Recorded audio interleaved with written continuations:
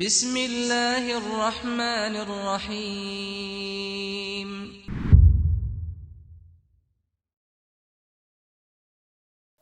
Assalamualaikum warahmatullahi wabarakatuh. Alhamdulillah, wassalatu wassalamu ala rasulillah wa ala alihi wa sahbihi wa mawallah. Ashhadu an la ilaha illallah wahdahu la syarikalah wa ashhadu anna Muhammadan abduhu wa rasuluhu la nabiyya ba'dah. Ikhwan, akhwat yang dirahmati Allah Subhanahu wa taala. Ketahuilah, sesungguhnya Allah Subhanahu wa taala memerintahkan kepada kita untuk memperbanyak amal ibadah. Bahkan tidak sedikit di dalam Al-Quran dan juga di dalam hadis-hadis Nabi SAW menyebutkan tentang keutamaan dari memperbanyak ibadah kepada Allah Subhanahu wa taala. Namun bersamaan itu Allah juga memperingatkan kepada kita dari perkara-perkara yang itu bisa menghanguskan pahala ibadah yang telah kita kerjakan. Karena sesuatu yang paling penting bagi kita bukanlah memperbanyak amal ibadah, tetapi yang paling penting adalah bagaimana agar ibadah yang sudah kita kerjakan itu tidak hilang. Pahalanya tetap ada, kita dapat nanti di yaumil qiyamah. Untuk memperbanyak amal ibadah, insya Allah mudah. Bagi siapa saja yang ingin mendapatkan suatu keutamaan lebih baik dari dunia dan seisinya, maka cukup ia mengerjakan sholat sunnah, qobliyah, subuh 2 rakaat. Yang Nabi mengatakan lebih baik dari dunia dan seisinya.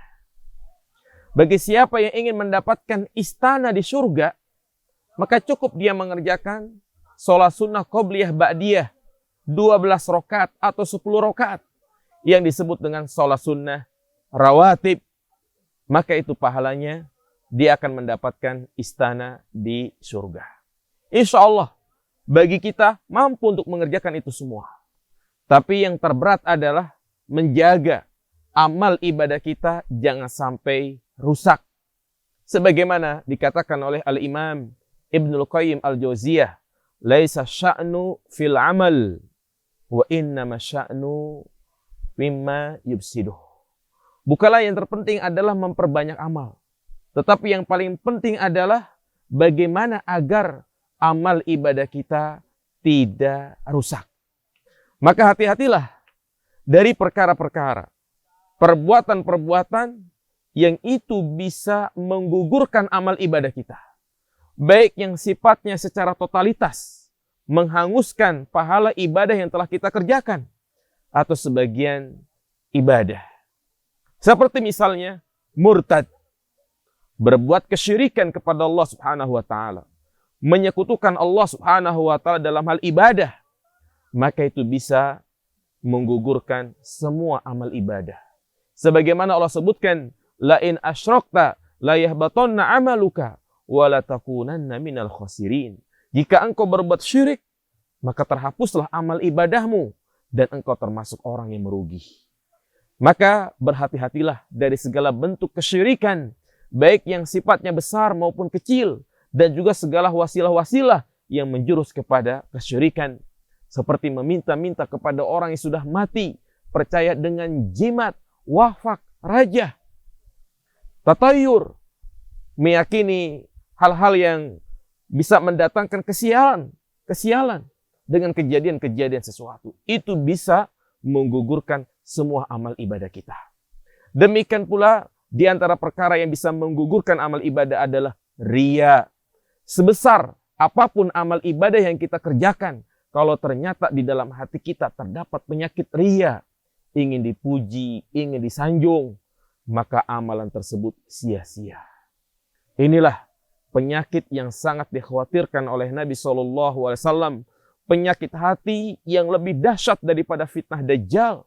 Inna akhwafa ma akhafu alaikum asyirkul asgor wa masyirkul asgor ar-riya. Sesungguhnya perkara yang paling aku khawatirkan menimpa umatku adalah syirik kecil, yaitu riya.